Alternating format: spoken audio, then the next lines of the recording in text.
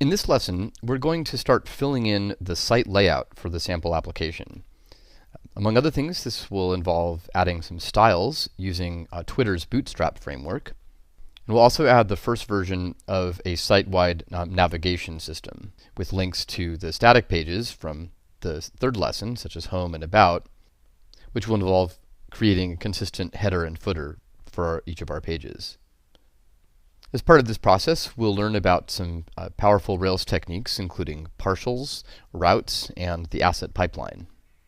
We'll also refactor the tests from Lesson 3 using the latest techniques in RSpec.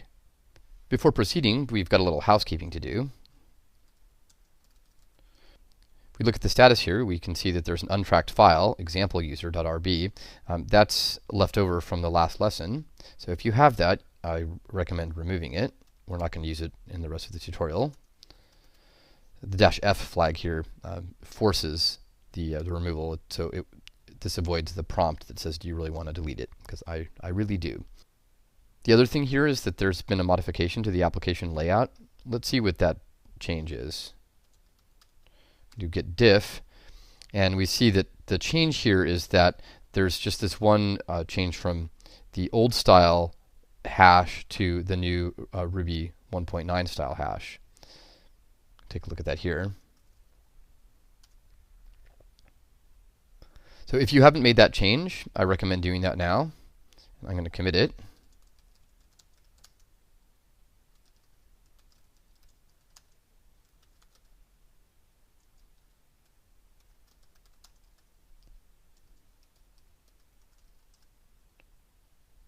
And at this point, I'm going to create a new branch for this lesson, which is filling in the layout.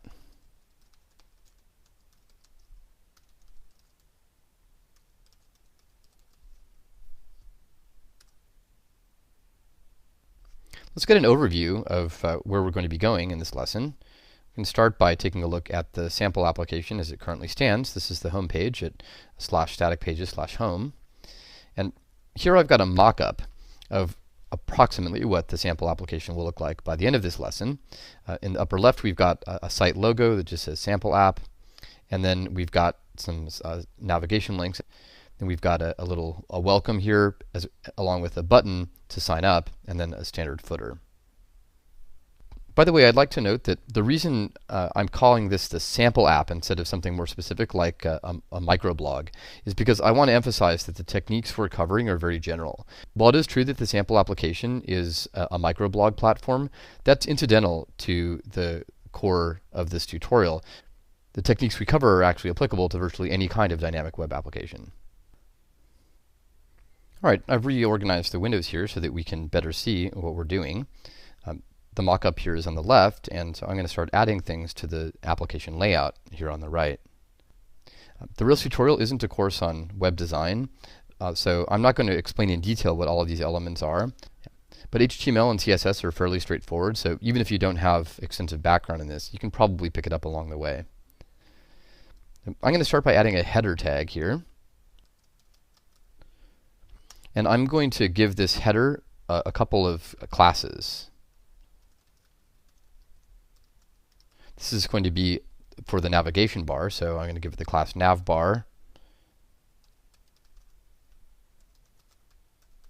and navbar fixed top. How about let's call it navbar instead of mavbar? That actually wouldn't have worked. If I defined my own mavbar class, that would work, but in fact, these classes have special meaning to the Bootstrap framework that we'll be using for the CSS.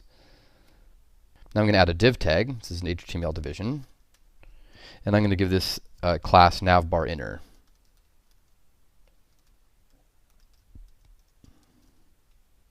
This is not the thing you would necessarily be able to guess without quite a lot of knowledge of the Bootstrap framework, and I'll be talking a little bit later about how you can learn more about Bootstrap and how you might be able to guess these kinds of things in the future. So now for the logo, we're actually going to use Bootstrap to style the logo, so I'm just going to make a link to the logo. This is using the built-in link to method that comes with Rails, and I'm just going to say sample app. It's all lowercase. We'll actually handle the case in our cascading style sheet. And now this is a common convention in web development. I actually haven't decided yet where this is going to link to. We're going to complete this in this lesson, but for now we're just focusing on the high level structure of the site. So what we're doing is we're filling in this top part here, this nav bar. So I want to defer until later what these actual URLs are going to point to. So I'm just going to use this Octothorpe. I'm going to give this element a CSS ID. Before we wrote classes explicitly as part of HTML. This is now embedded Ruby. We've seen it before in a couple of other contexts. So what's going to happen here is this is going to be evaluated by Rails, and the result of whatever link to does will be inserted at this point in the template. So there are two principal ways of labeling elements using cascading style sheets or CSS, namely classes, which can be used multiple times on a page, and IDs, which have to be unique on a page. And so in order to create a CSS ID using link to, we just give it a hash with key ID and a value equal to the name of the ID, in this case logo. So now I'm going to use the nav tag to define this home, help, and sign in part of the template. And logically speaking, these links are just an unordered list of navigation links. So I'm going to use the UL tag for unordered list. And I'm going to give it a couple of classes. Notice you can give multiple classes. This is a really nice property of CSS.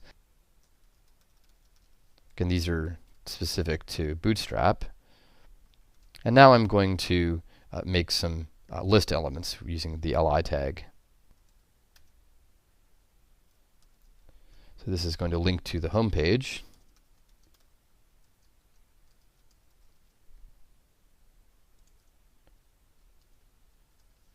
Again, I'm going to just stub it out using the Octothorpe. And we're also going to link to help and to sign in. So let's actually just line these up.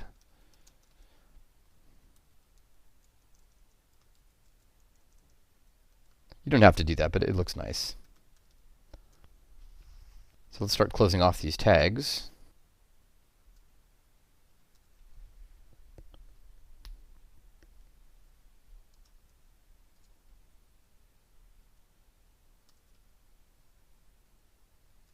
Close off the div.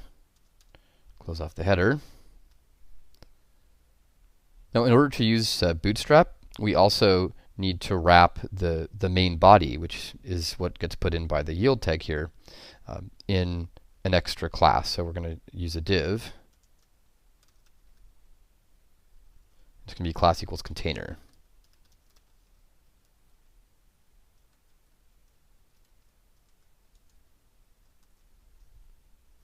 Now, one of the principles of the sample app is that everything that we do is industrial strength, which means, in particular, there's one extra detail I want to include.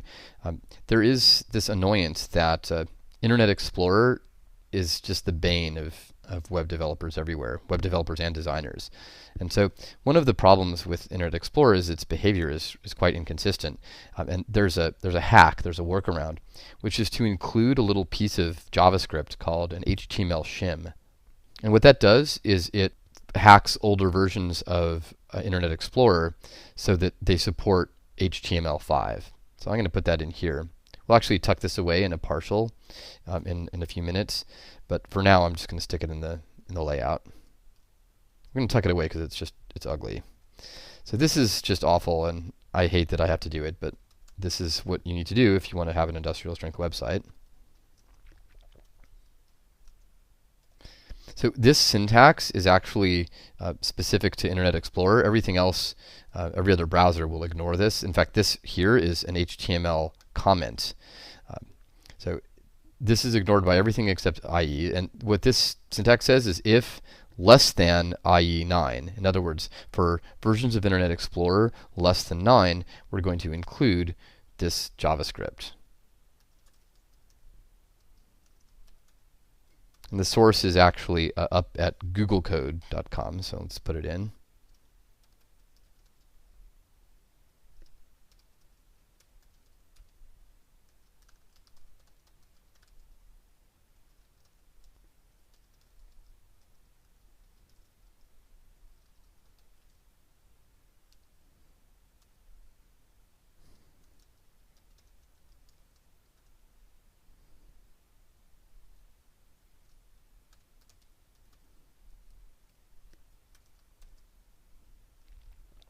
Save that.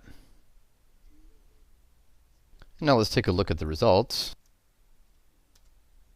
So we can see the beginnings here of the navigation. There's the sample app, home, help, sign in. And now let's fill in this middle part with the material from the mock-up.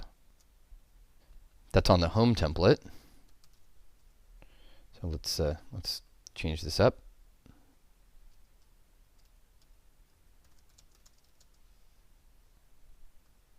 Going to add a link to the Sign Up Now button.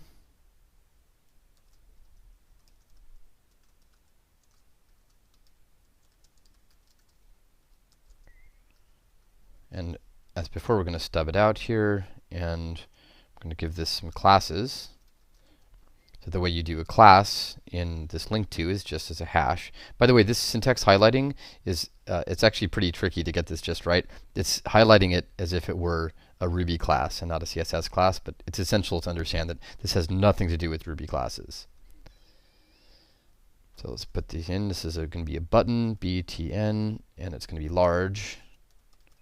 It's the primary button. Again, these are specific to Bootstrap. And we're going to wrap this whole thing in a div. This is also specific to Bootstrap. We're going to give it some classes. It's going to be centered.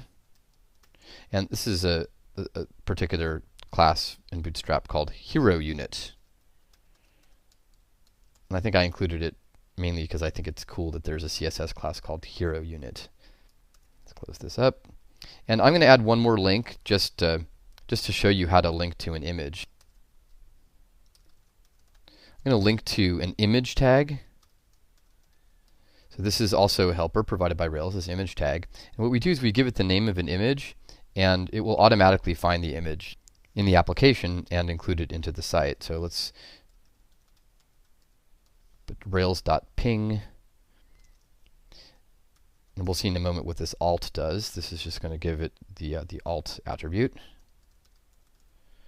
And then we need to give it a URL. So we can see that link to takes the text here, this is the text of the link, and the URL, which we've been stubbing out. But in this case, I'm going to link this rails.ping, which we'll see is just the Rails logo, to the main Rails web page.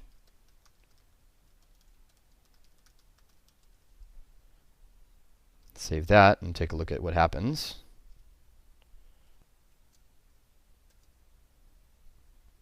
All right, so we see here in the middle now that we've got the copy, the title, and then just this content that we wanted from the mockup. And then we've got Sign Up Now, which is a button, but of course it doesn't do anything right now. And then we've also got this Rails logo. So at this point, you might be wondering, where does this logo come from? And the answer is that it comes for free every time you create a new Rails application. So let's take a look at the source of this. And go down to the bottom. We can see that this line here, this image tag rails.ping alt rails, is converted via evaluation of embedded Ruby into this. It's image, this image tag, alt equals rails. So that's where this goes. So this is the alternative. This is the text that gets displayed if there's a problem with the image, or if someone's using a screen reader that can't display images. So if we look at the source here, it's in /assets/rails.ping. If we click on it, we can actually see that guy. So let's take a look at the directory structure. This is actually in app assets rails.ping. Oops, it's actually app assets images. So inside of app assets images, there's a rails.ping. In fact, we can open it up.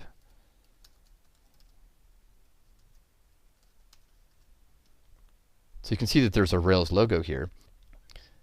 So you might wonder, how is it that something that actually lives in app assets images rails.ping is found when you go to /assets/rails.ping? And the answer is that that's part of the magic of the Rails asset pipeline, which we'll be talking about a lot more in this lesson. You can learn a lot by looking at the source. If you take a look at the application layout and the home page, if you're ever wondering what does one of these little lines of embedded RubyDo, what you can do is find the corresponding piece of HTML. So sometimes it might be hard when looking at this to differentiate between raw HTML and embedded Ruby, at least until you've got more experience with this. Alright, so even though this doesn't look very impressive right now, we've added all the necessary classes, and so all we need to do at this point to get something that looks reasonably decent is include Bootstrap into our application. Let's see how to do that. I'm going to create a new file, and I'm going to just save it here, and it's going to go in the style sheets directory. So this is an app assets style sheets, and I'm going to make a custom style sheet file. So CSS is the file name extension for cascading style sheets, and in order to get this this Bootstrap integration to work, we actually have to make this an SCSS file. The way the Rails asset pipeline works, which again we'll be talking about a lot more later in this lesson, is to look at these file name extensions and send them through particular processors. So in this case, we're telling Rails we want this to be processed by the SAS CSS system. So let's save that.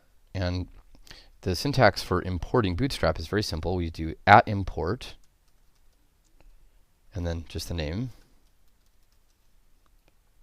Go over here and reload and see what happens. Now this doesn't look quite right.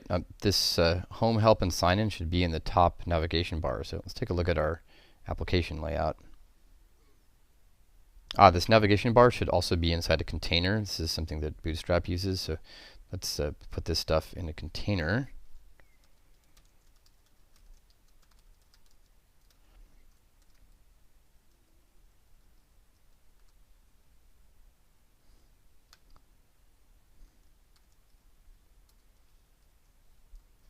This is the sort of thing that sometimes happens when you're doing design.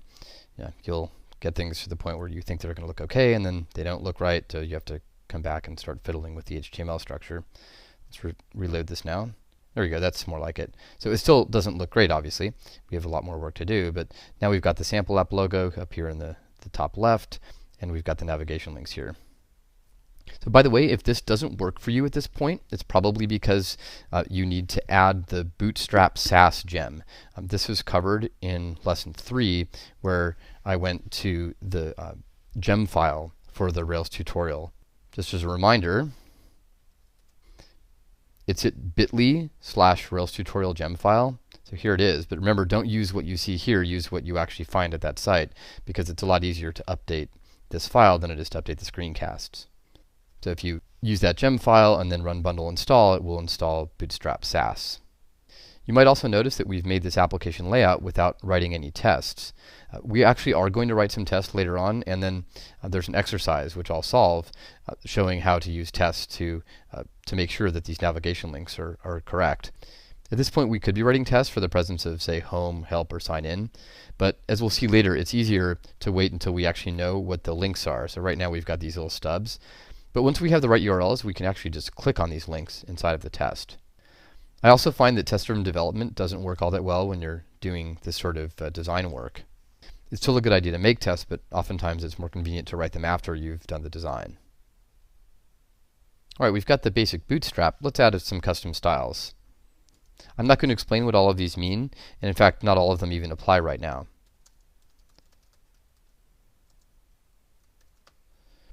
But there's one trick, which is you can comment things out in CSS to see what changes happen.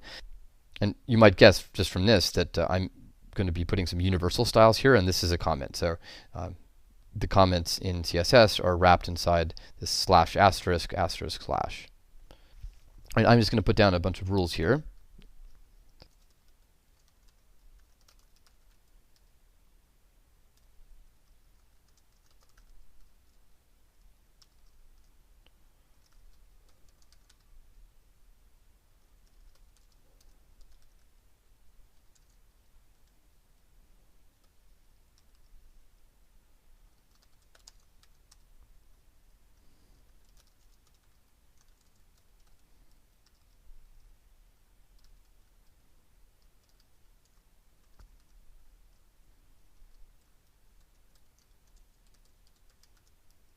Some of these we won't be using until much later in the tutorial.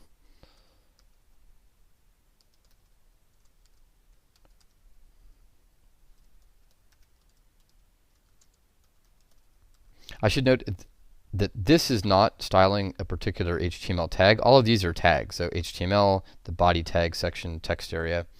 Dot center here refers to a class. And so in particular, right here, when we did center here, this is not part of Bootstrap. We're defining this right now. So when we say class equals center, this dot center is going to style that. And in particular, we use the CSS rule text line center to center it.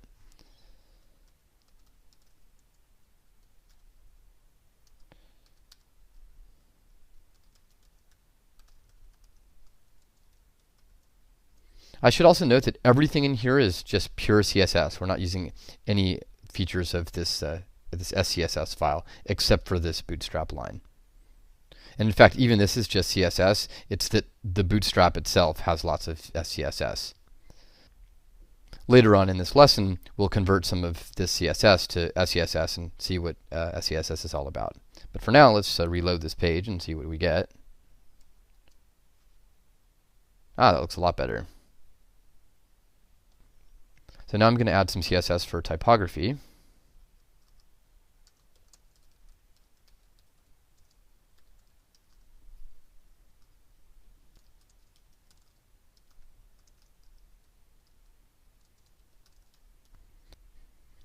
By the way, if you find all this CSS tedious, especially if you have some background in this already, feel free to use the Rails tutorial book code and just skip ahead in the screencast. I mean, I don't find this very interesting.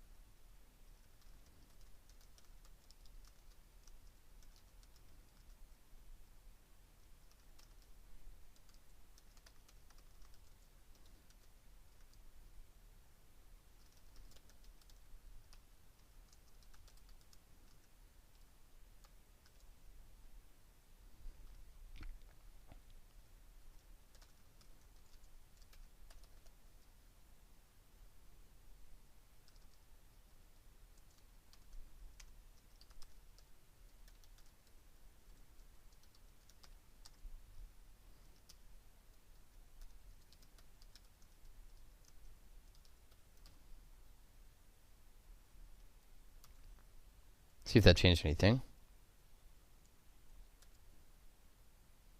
Yep, not a whole lot at this point. In fact, it's not clear anything changed, but we'll be using that a lot later on in the tutorial. But we do want to style the logo, which currently looks terrible.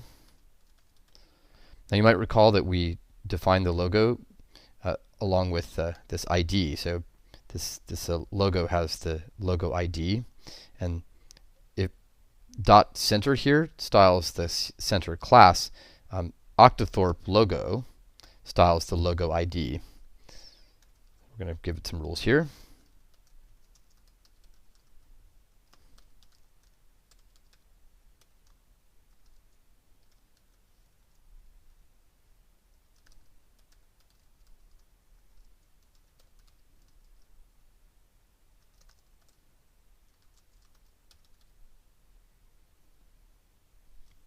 One thing you might notice is that I've used color a couple times here. Here's color 999, FFF with the Octothorpe character. As we'll see in a moment, the color FFF is actually just white, and it's actually shorthand for FF, FF, FF.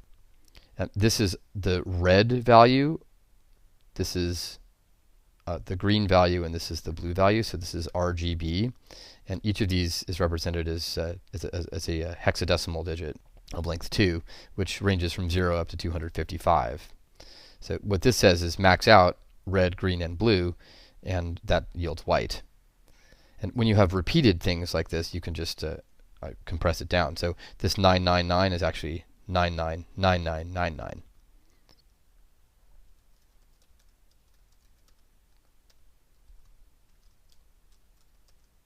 Remember that we have the sample app logo here is all lowercase. Now we're going to transform it to uppercase using CSS.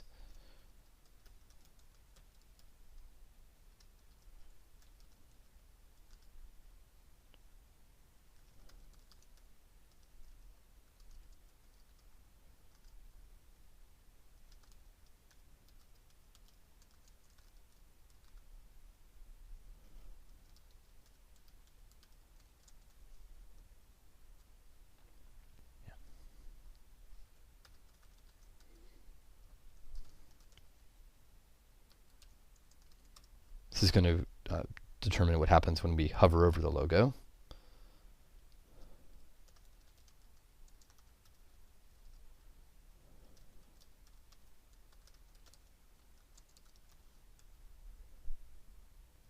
We want to make sure that there's no underline in it. Does text decoration none. Let's reload this and see what happens. There we go. That looks a lot better. Let's finish up the layout now. Remember from the mock-up here that we want to have a footer. And if we look at the application layout here, you might notice that there's all this stuff in here. There's this nav bar. So we're actually missing a closing div here. Let's put that in. And this should be tabbed over 1. So there we go. Now we've got this this nav bar here. And even that right there, just the little things that I changed up, is an indication that it's starting to get hard to parse this visually because it's getting pretty long. There's so much stuff going on here. So it would be nice if we could capture this and put it in a little file of its own. It's also really ugly, I think, to have this out here. So I want to stick that in a file of its own as well. So the way to do that in Rails is using partials. So let's take a look at that. I'm going to make a new file here and save it. It's going to be in the layouts directory. So I'm going to call this shim, because remember that file is what's called an HTML shim. It's just a little thin piece of code that corrects some defects in Internet Explorer. Now there's a convention for partials that they begin with a leading underscore. So the file name is going to be underscore shim.html.erb. So I'm just going to grab this stuff here and stick it in the shim. And then we need to replace this line with a render. So what we're going to do is just insert the code from that partial right here in the layout. And we need to give it the full path. It's going to be in the full path with respect to the view. So if you can see here, this is in sample app views layout. So we need to say layouts shim. Let's grab this nav bar too. Let's cut this, make a new file. This is going to be header .html.erb, and let's paste it in and tab it over. I'm going to save these and let's take a look. Right, so it's good to take a look at that because we actually do need to render it here. So render. Notice that we don't put the .html.erb. Rails knows that part. And also we don't put the leading underscore when we're rendering it. The underscore is a convention that lets you see at a glance all of the partials, but when we're rendering it, we leave off the underscore. There we go. So there's our header. And as you might guess, we're going to use the same technique to make a footer. So let's do that.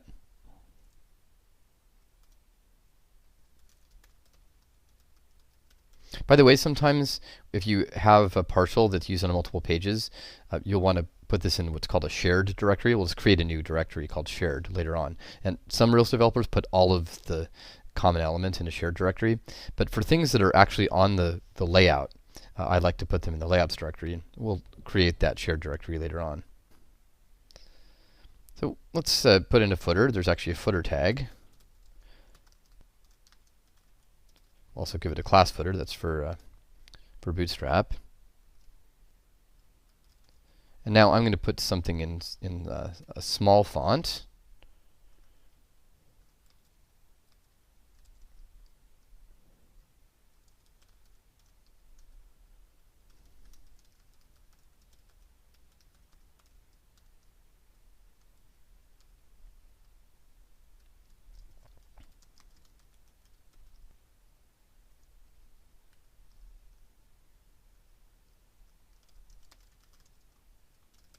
Put a footer there with the name of the tutorial, and then I'm going to make some nav links.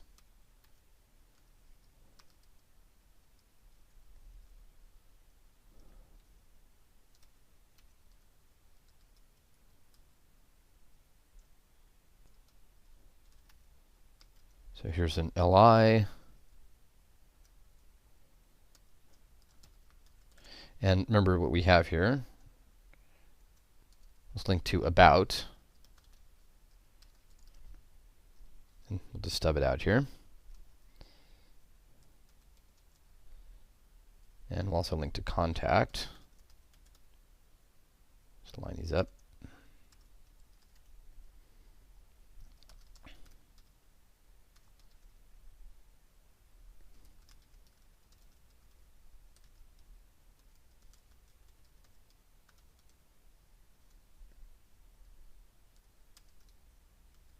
And just have a link here to the Rails tutorial newsfeed. And close up this tag. It's probably a good idea to close that tag right away, otherwise it's easy to miss it. I'll do that in the future. And so let's reload this. So nothing happened. It's because we need to render that footer. And just because of the way the styling is going to work with Bootstrap, we're actually going to render it inside this container class.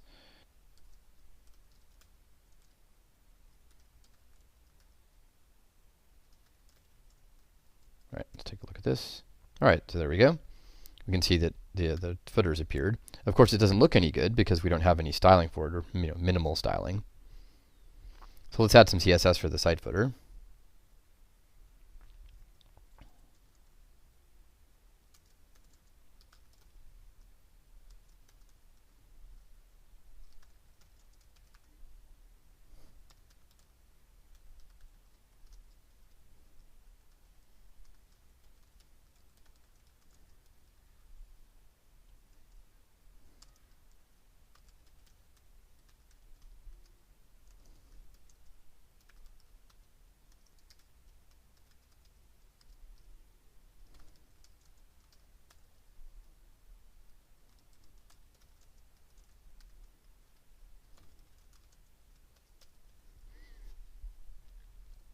As we're making this CSS, keep an eye out for duplication.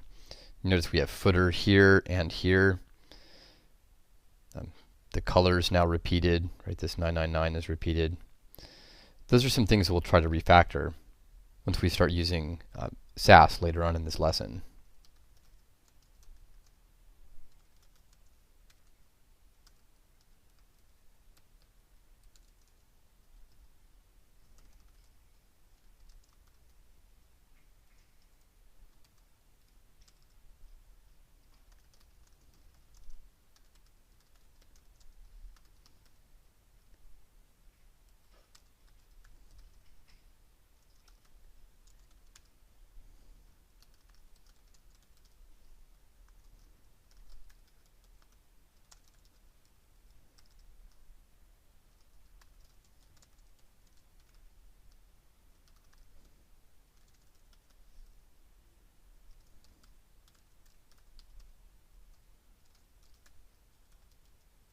Take a look at this. There we go. So let me just show you, in case you didn't copy all that. Here's the code, the CSS code. By the way, I mentioned before that you could comment stuff out to see what it does. So let's just comment this out. That's with command / and Sublime Text. So let's reload this. You can see that it changed the color of things, but which we got from up here.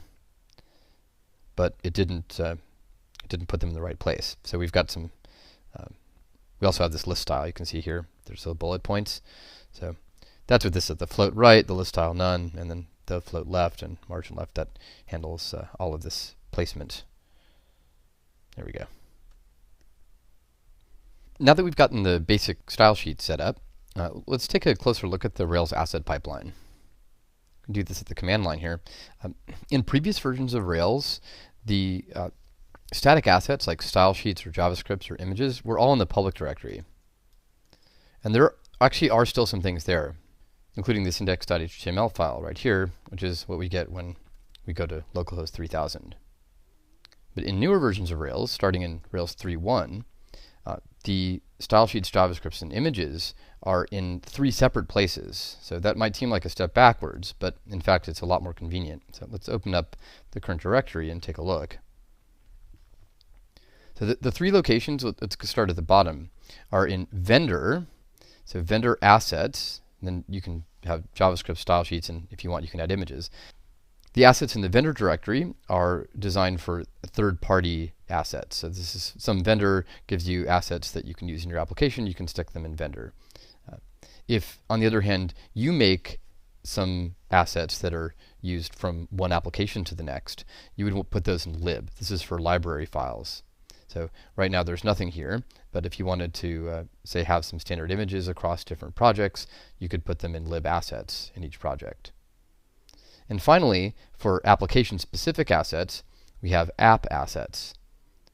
This is where the Rails.ping lives. It's generated automatically by Rails new.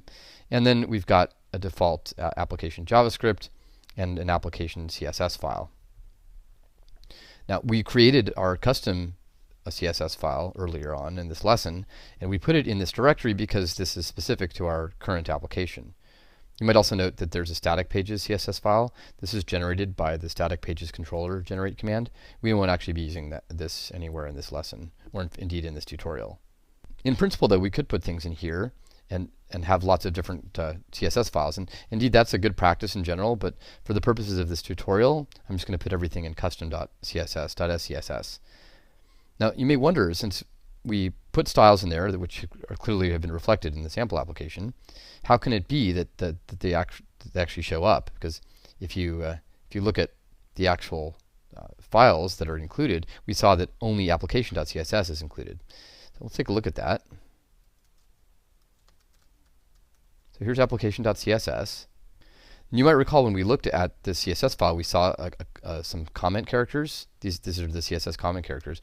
That we were seeing this file inside the browser, except for 2 lines. There are 2 lines here that we didn't see, and that's because they're actually code used by a system called sprockets. This here says require tree dot, and this dot is the current directory in this context. What this does is it includes everything in the directory tree under style sheets.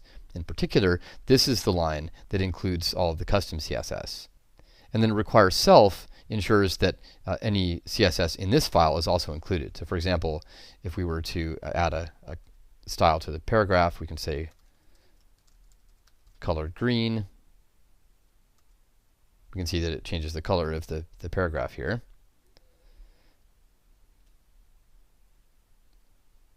But we won't be doing that in this tutorial. We're going to put everything in custom, as I mentioned before.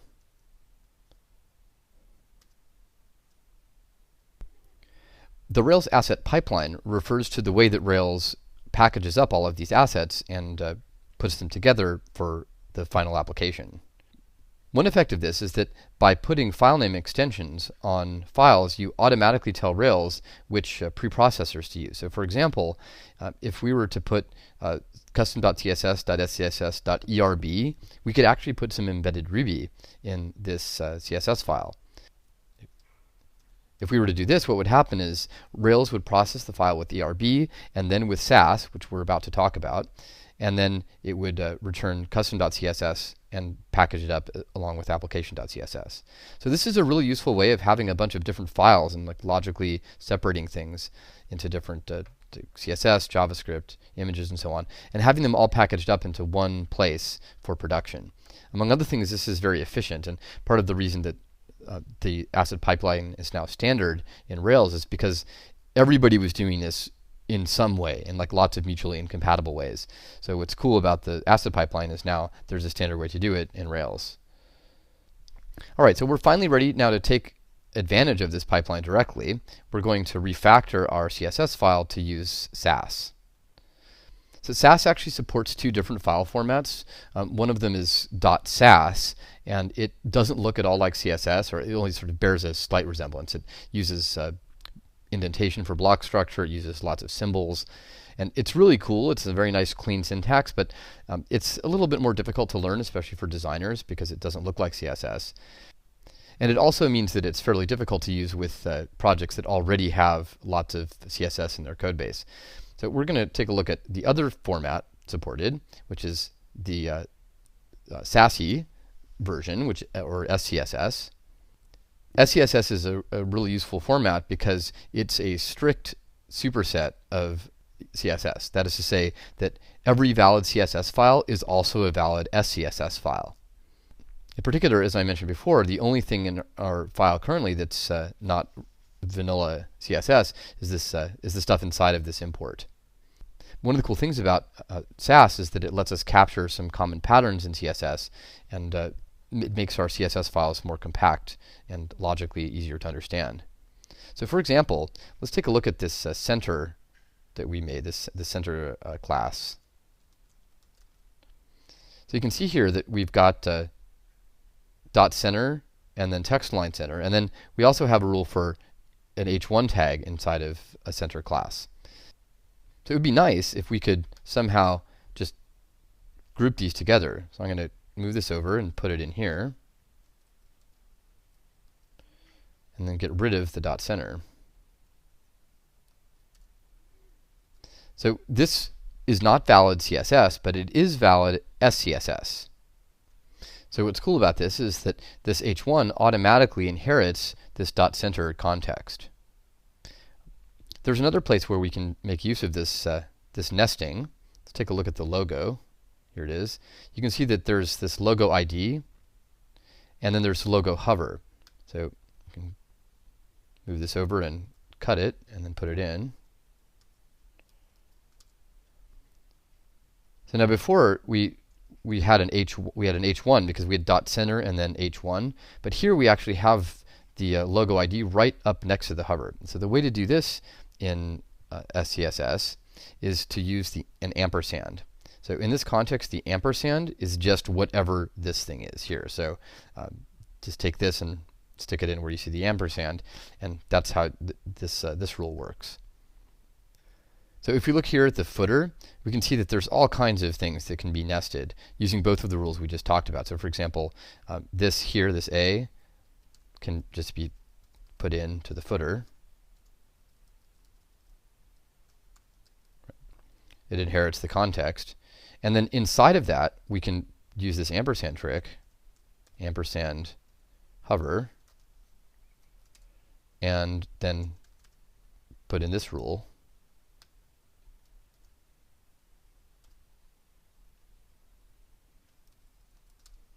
And then we can stick the small in like this.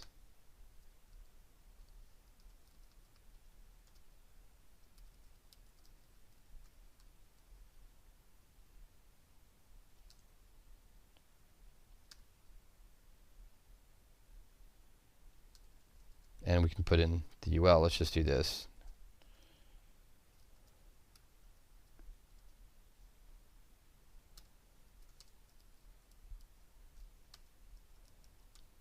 UL, and inside of the UL we've got this LI, so we can put this in.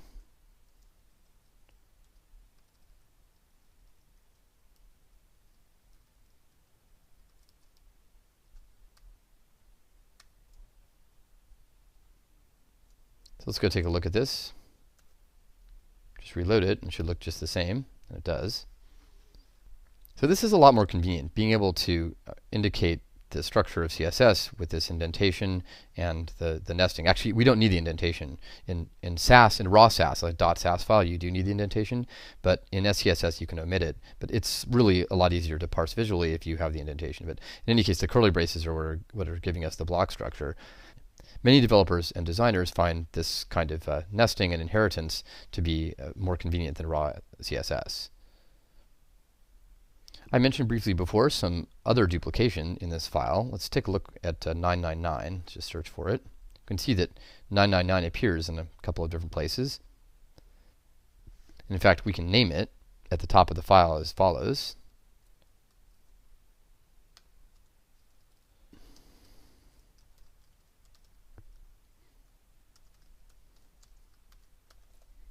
You can just define a variable, $light gray is 999, and then we can search for it. And we can replace this with $light gray.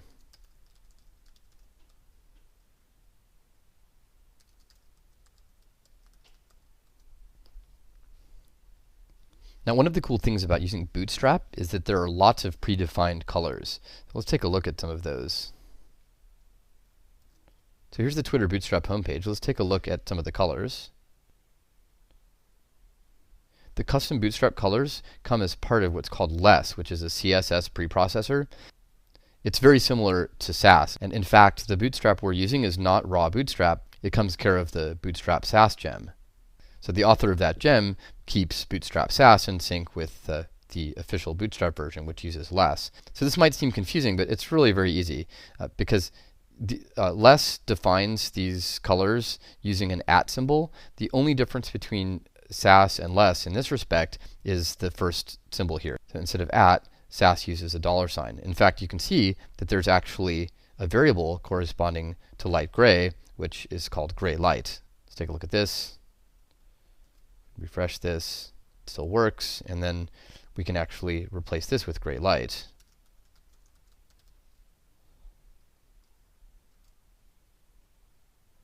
Get rid of this.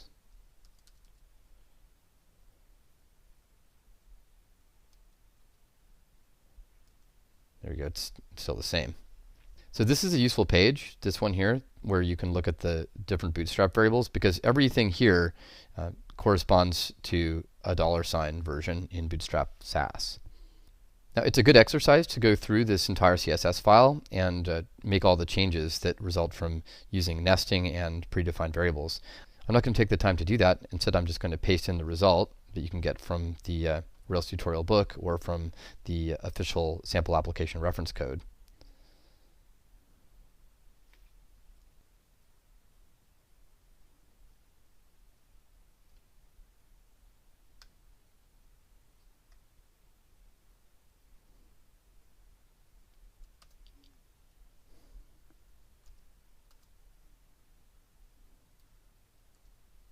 As you might guess, Sass can do a lot more than just nesting and variables, but for our purposes at this point, this is a great start.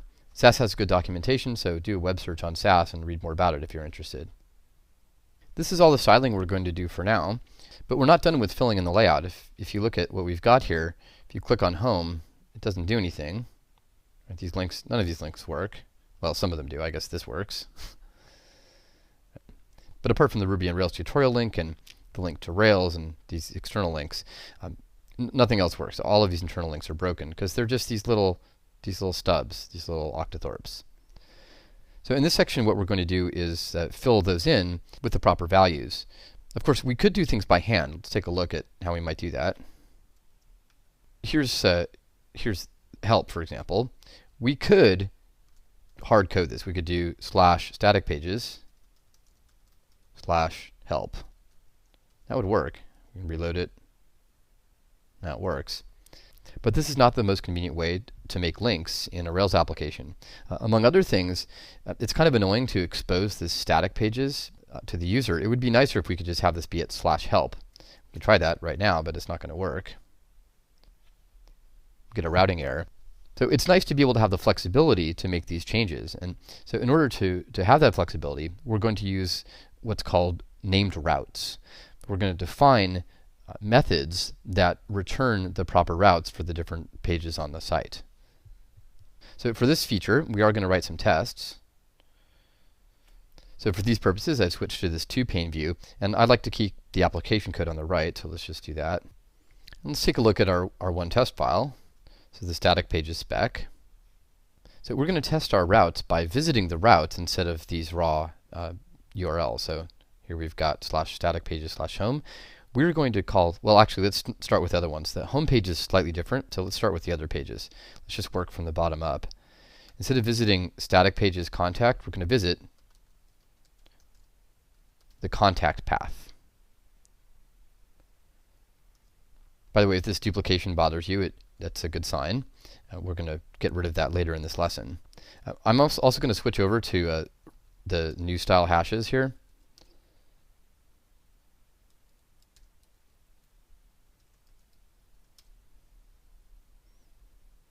So we're going to visit contact path. Going to visit about path.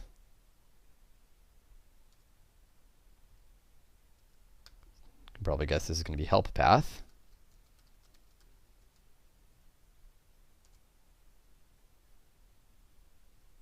Change these over.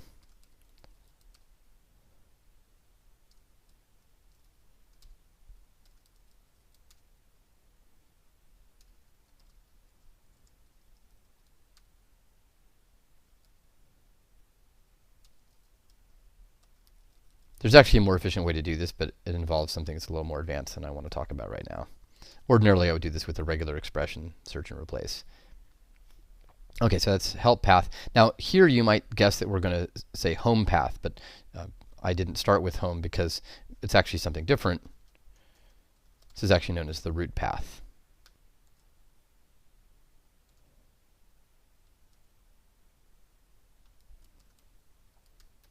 Do this. By the way, you might have noticed that we changed the H1 from sample app to welcome to the sample app. The reason this test still passes is because, as you may recall, this half selector matches substring. So welcome to the sample app still matches sample app. This. There we go. So let's run this. So unsurprisingly, we've got a bunch of failures. It's because we've just broken our application by having all of these named routes, which we have not yet defined. So let's go into our routes file and define them. There we go. So we've got all of these static pages routes. We're going to replace these, though, with what are called matchers. So let's match /help. And we want this to be routed to the static pages controller and the help action. Take a look at the static pages controller. We're just going to go help about contact. Remember, we're going to handle home separately because it's got a different kind of route. So this is going to match /help, and that's going to be mapped to, and the notation here is the name of the controller in the snake case, the word separated by underscores, and then an octothorpe, and then the name of the action. So this /help URL is matched to static pages help action. We can do the same things with about and contact. So line these guys up. And at this point, we can get rid of these three. So now all we need to do is take care of this home. And there's actually a commented out hint. If you look at all these things that are commented out, you can learn an awful lot about how the routes work and how the different matchers work. In particular, here you can see that there's a commented out root route. So let me copy that.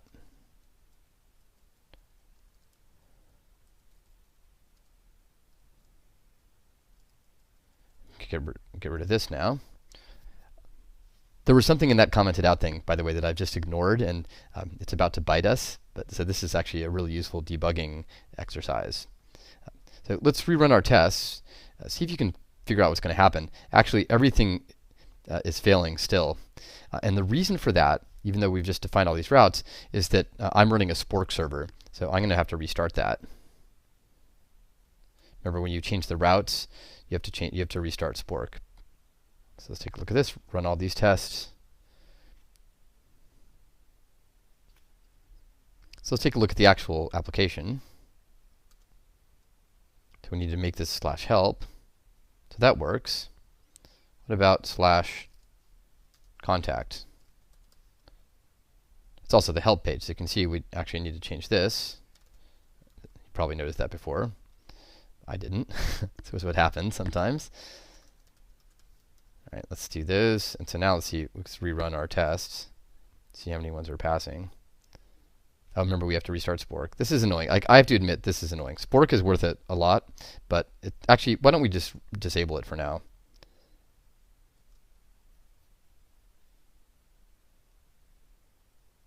So how many do we have there? So now we've only got 2 failures. So that's a really good sign. We're not completely done, though. If you look at what we've just done in terms of the routes, it seems like it ought to be working. But there's a hint here. Both of the things failing are on the home page. So let's go to /home. It's actually the root. It's not even /home. It's just /. Remember, this is the root route. So the root route is a special route. We're just going to have / point to the home page.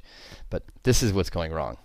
It's because if we go to /, we get this default Rails page. And if you look down at the commented out stuff here, there's actually a hint. It says, just remember to delete public index.html. So let's do that. Let's do that. Remove, and remember -F just forces it, so it doesn't ask me, do you really want to do this? So let's remove this. And now, if we reload it, welcome controller. This is why you actually go through. So this is not the welcome controller, it's the static pages controller. And it's going to be the home action. So now let's run our tests. And there we go. Now we actually have 9 passing tests, 0 failures.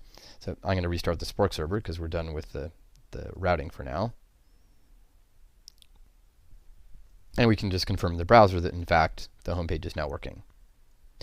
So by using these named routes in the test, we've guaranteed that they actually work, which means that we're now free to use them on the site layout. So let's look at the header. Instead of home, let's do root path. Help is help path. And sign in is still stubbed out. Look at the footer. In the footer, we've got about. We're going to replace this with the about path. And contact is contact path. We can rerun the test now. Let's just verify that they're working. And so this would break if we did something like a boot path. This would break. See, because there's no such path. So every time it hits any of the pages, it's trying to load this footer, which is part of the site layout, and this boot path does not exist. So let's do this. At the end of this lesson, I'll solve a couple of the exercises from the Rails tutorial book, including an exercise that asks you to write a test for the actual presence of the links on the site layout. I mentioned this once before, but it is nice to have an automated test that when you go to say /, just the home page, that in fact you have links that appear and go to the right places.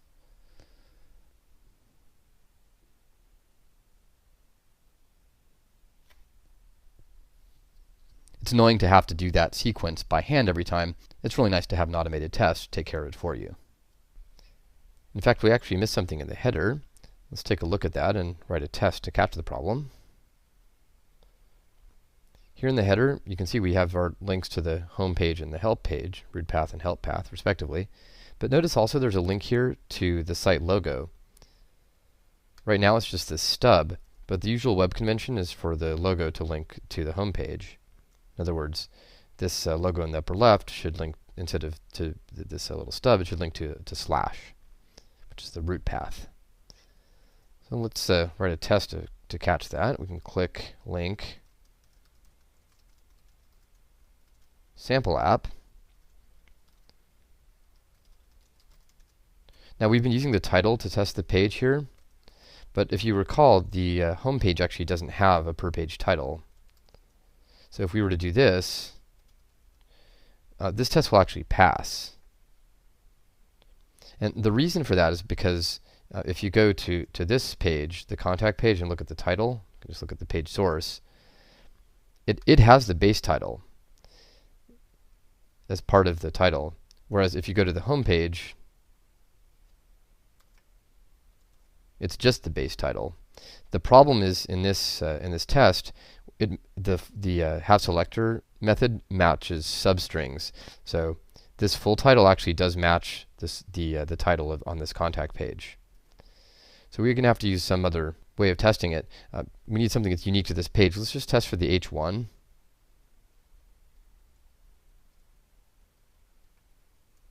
Let's test for the H1.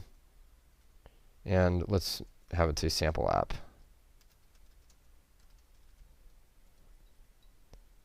By the way, if you're using a get and then the URL directly, you can actually test that it renders the right template.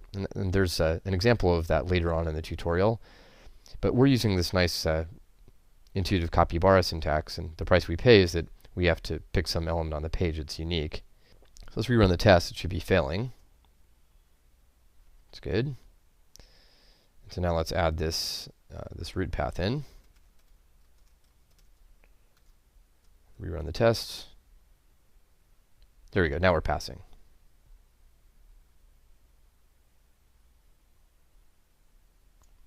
So now we see that if we click on this here, it takes us to the home page, and we can navigate as usual.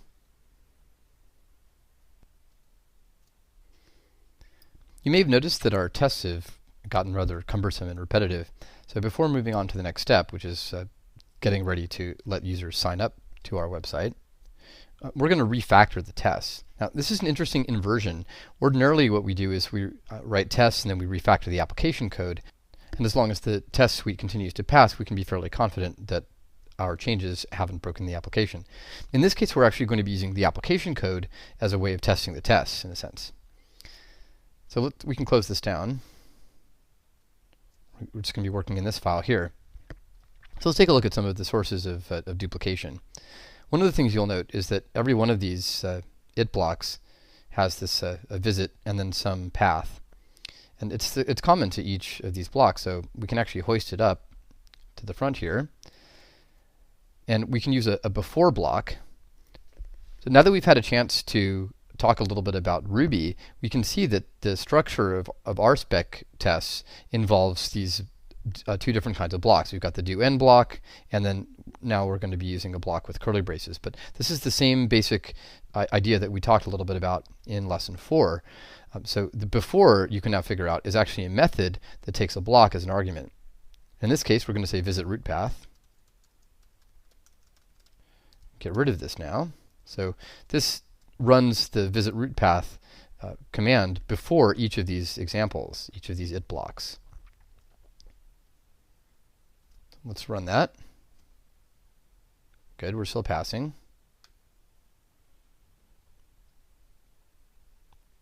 We're going to do the same one down here.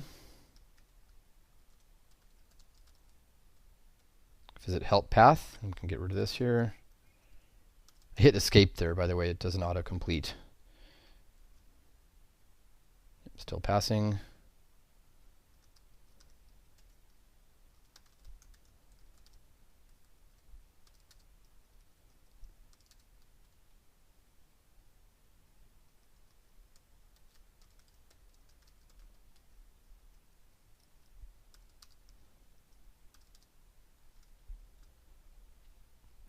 Oh, there we go. So there's a mistake.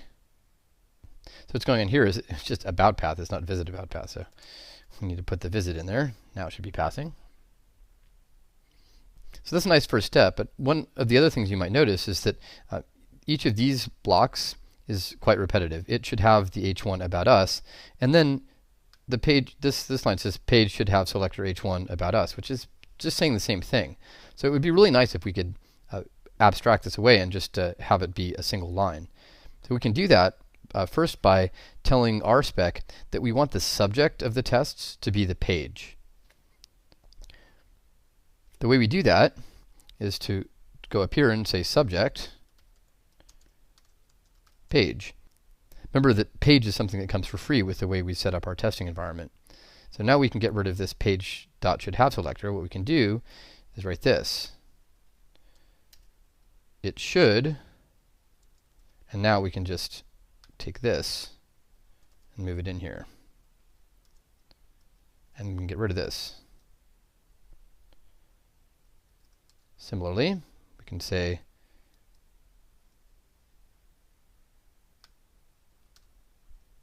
it should have selector over here, and you can see we can actually go on another line here with our block. We're actually going to fix this. This is one more thing. It's ugly that this text is on a separate line.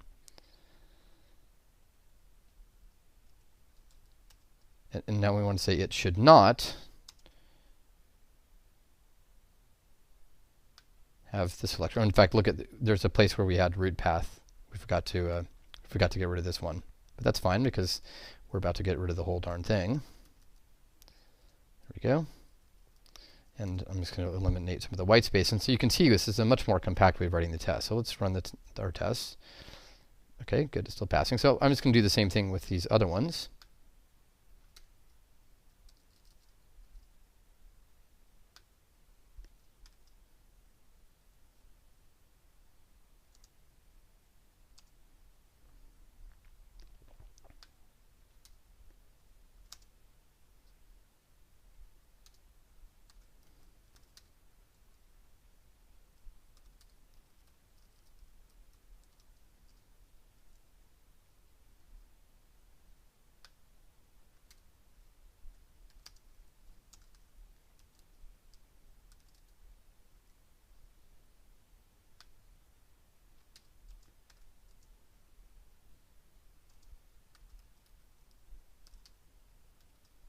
Just run them again, just do a sanity check. Okay, let's do the contact page will be the last one. I can make this a little more compact. All right, so here we go.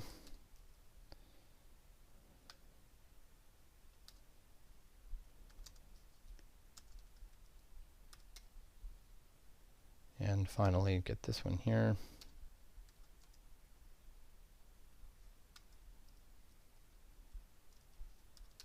Actually, let's just leave this in, see what happens. We'll see that everything croaks here because there's an extra end, so the whole thing is just broken. So it's always nice to see that things are actually working. Great. So now we've refactored all of those it blocks, and now we have this really nice compact way of writing our RSpec. All right, now I want to get rid of this this duplication. That we've got this Ruby on Rails sample app. Remember the way we handle this in the application helper. We have this full title helper. So I'm going to make a helper that can be used in the tests. So what I'm going to do is I'm going to make a utility, and actually let's save this. Let's make a new one and save it. And so this utility is going to be in spec, and we're going to make a new directory called support. Make a new folder called support. This is just something you have to learn about RSpec. Oops, that's no good. Yeah, this is fine. And so any files we put in the support directory will automatically be included as part of our RSpec environment. So I'm going to call this utilities.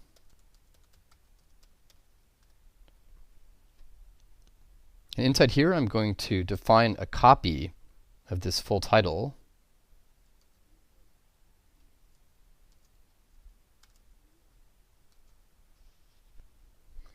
Now, if this duplication makes you a little unhappy, that's a good sign, and we'll talk a little bit more about that in a moment and then again at the end of the lesson. But for now, this is automatically included, so we're going to go in here and just say that this text is the full title of with no page title, just the empty string.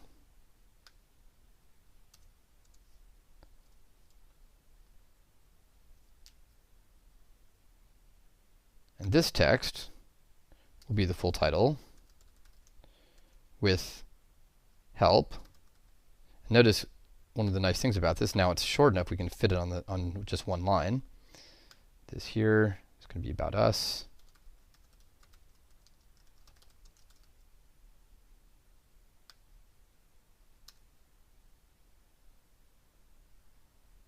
And this is going to be contact.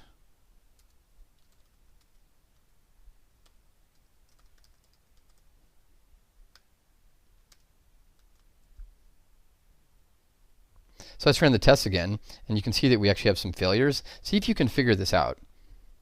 I've just added a new utilities file that gets loaded by RSpec. So this is the kind of thing that will happen if you're running Spork. And with experience, you'll be able to figure out very quickly what's going on. So I actually knew that was going to happen. So what happens is the utilities file is part of loading the environment. So we have to restart Spork, because remember that the whole point of Spork is it loads the environment only once. So now let's run these tests. They should pass. There we go. Now the reason that I made a copy is because suppose there were a typo here. We had Ruby on Rails tutorial.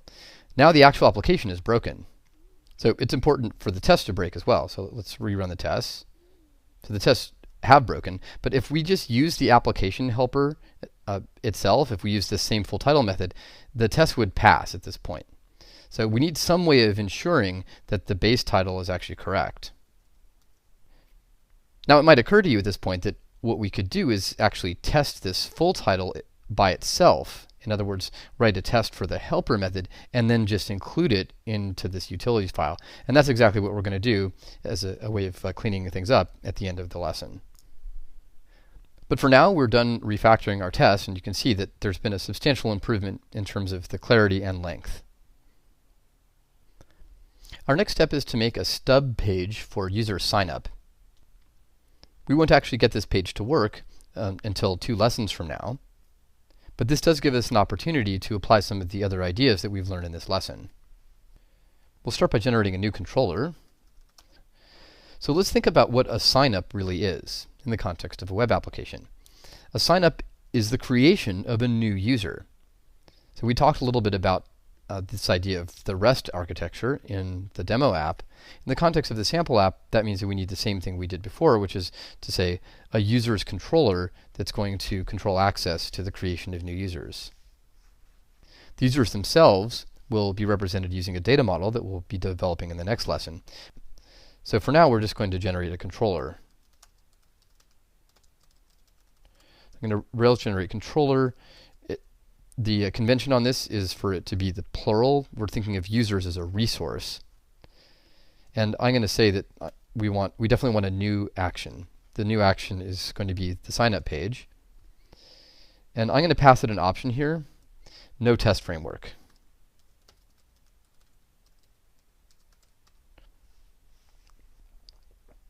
We did this before when we generated the static pages controller, and what this does is suppress the generation of the RSpec test that we don't particularly want. So let's generate an integration test for user pages.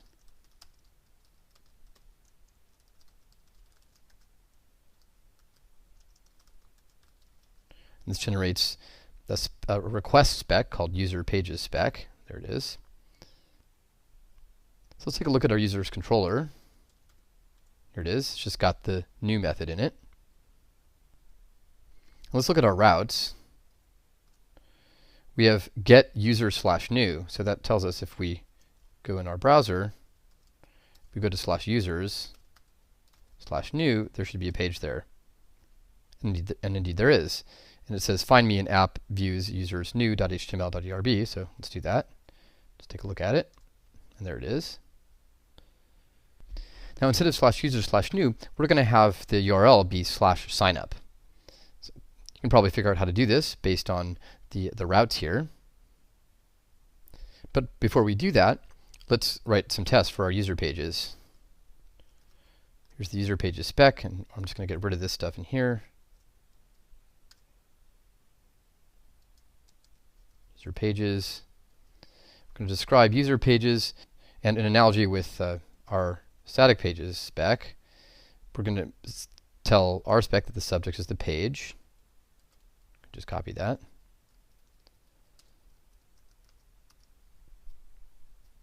And then we're going to describe the sign-up page.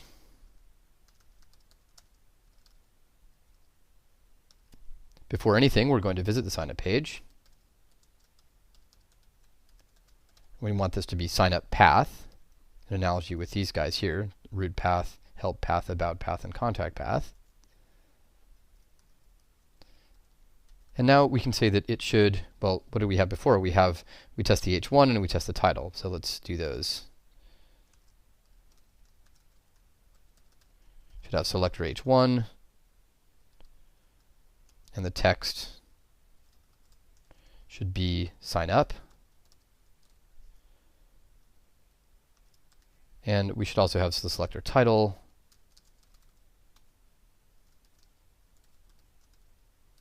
With the text. Well, it's going to be the full title, and then the per page title will be sign up. So we can do this.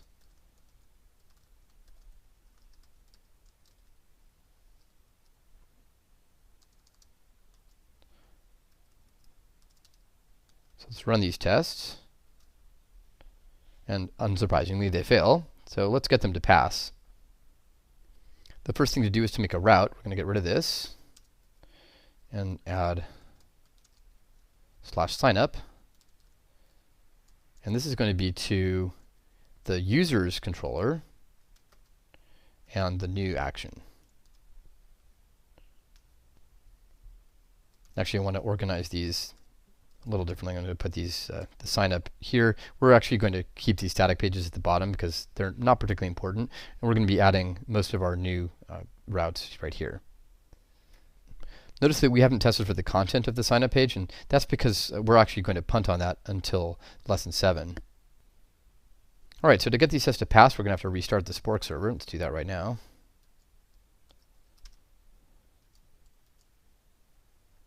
And let's take a look at new.html.erb. We need an h1 that says sign up. So instead of users new, we're going to say sign up. And we're also going to need a title. Remember, the way to get a title is to use provide. And then give it a symbol. And the name of the title.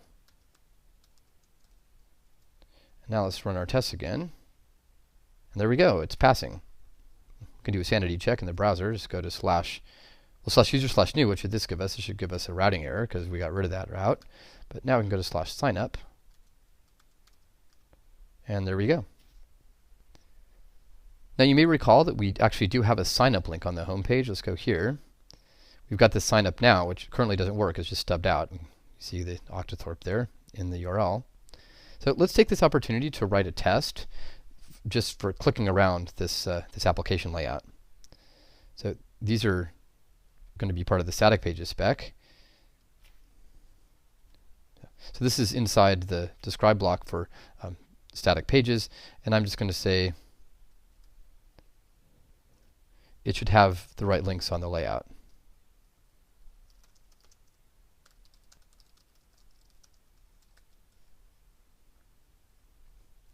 Now what I'm going to do here, some people would object to, I'm going to put multiple tests in one example.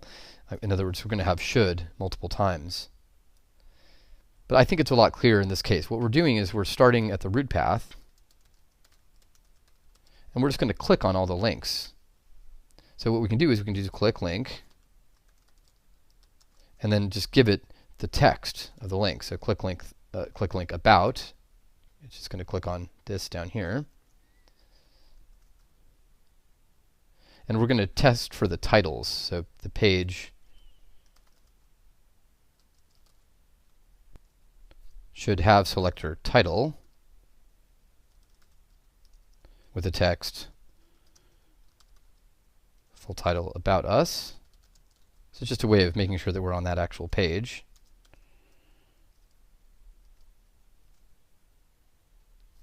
By the way, you might notice that we're actually doing the tests after the application code in this case, which is fine. This is still testing something very important about the application. So now we're going to click the help link, and it should have this title, help. I'm going to click the contact link. One of the cool things about this is that by doing this, we're actually going from page to page, and we're verifying that in fact it's on the layout and not somewhere else. So we've got help, got contact. So let's have the click link help here, or actually contact.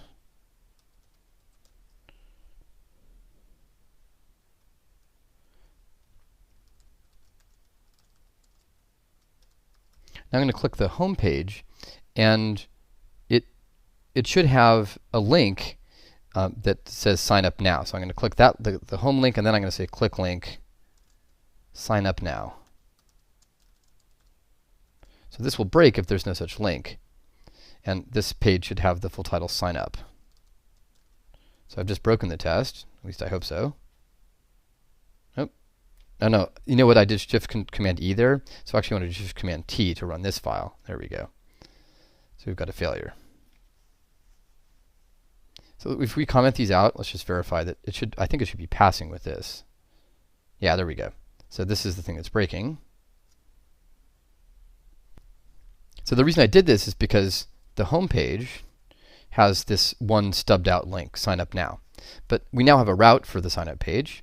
It's at /signup, and so that gives us the named route sign up path.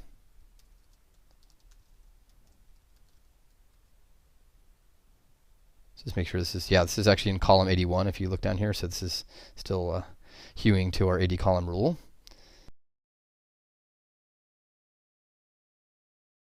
Now there's one last thing I want to do. I want to get rid of this duplication we have in the utilities. So let's do that. Remember, we've got this full title here, but we also have the same full title in the application helper. So what we're going to do now as a final step is write some tests for the application helper itself. And that's going to be in spec helpers, application helper spec. So let's take a look at the command line. So there is already a spec helpers directory, so we're just going to create an application helper spec. This is a nice use of the touch command, by the way. You can do this however you want, but I'd like sometimes to do it this way. Spec helpers application helper spec.rb, and now we can actually just open it up. Oops, we want it over here, don't we? So the way this works is we're going to require the spec helper, which we always have to do, as you can see this at the top. And now we're going to describe application helper. And it's not going to be in quotes. This is actually just describing the helper. This is a constant, it's a module right here. We're going to describe the application helper, and we're going to, in particular, describe full title. This is in quotes now. But what do you want to say about this full title? Well, it should include the page name, the page specific name. I'm just going to fill these in. It should include the base name. This is how we're going to avoid this problem where if there's a typo in the base title. It should actually be title.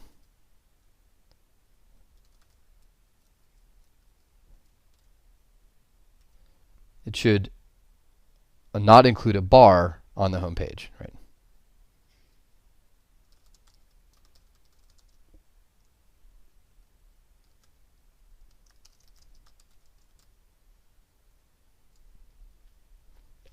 So inside each of these blocks, we're just going to call the full title method. Now, it's automatically included in this application helper spec. So what we're calling here is actually this full title. So we're going to do this full title. And we can just put whatever we want in here. The full title of foo should match the pattern foo. So this should equals tilde slash foo. Now this is what's called a regular expression match. And we'll talk a lot more about this in the next lesson.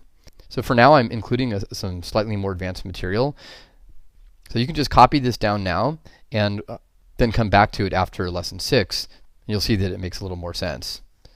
So let's include the base title, full title of whatever, of foo, should include the base title, so we're going to do equals tilde, and this caret means the beginning of the line, or beginning of the string rather.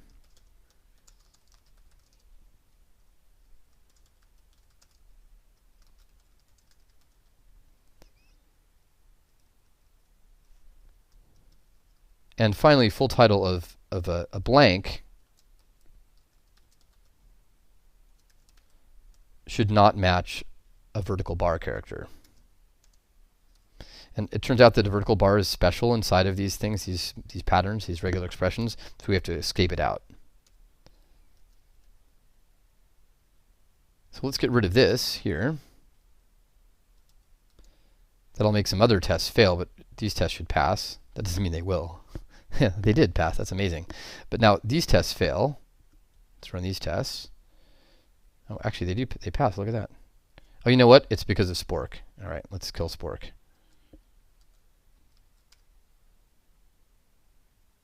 So these guys should have some trouble. Yeah, they're failing now because we don't have this full title helper any longer. So what we need to do is include the full title from the application helper into the utilities. And the way we do that is very simple. You just say include application helper. Save that. I'm going to have to restart again. So now let's see. This is passing. Very good. This is passing too. This is actually our full test suite now. I'm going to be paranoid. Just run the whole thing, the command line, and there we go. So our test suite is green. At this point, we've got a working layout. So if we go home, we can click on this, and we get to the sign up page. Of course, it doesn't do anything yet, but our application layout is working, and it's also well tested. As a final step, let's make a commit and push everything up. So get status, we can see you've got a bunch of stuff. Just add everything.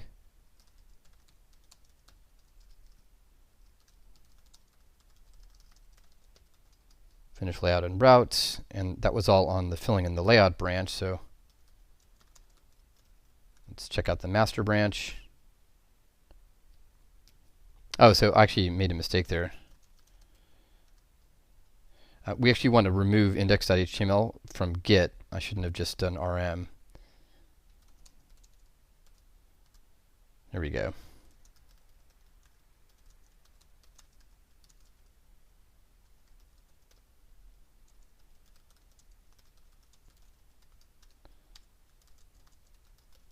You can see that Git actually gave us a warning there. There was something that we did wrong. Now we're gonna merge in filling in the layout. There it is. Let's do a sanity check here. Good, so we're still green, and I'm going to push it up to GitHub.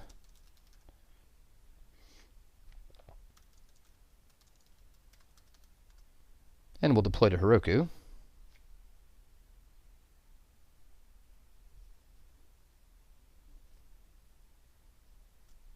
Right, and at this point, the application should be running on the Heroku server.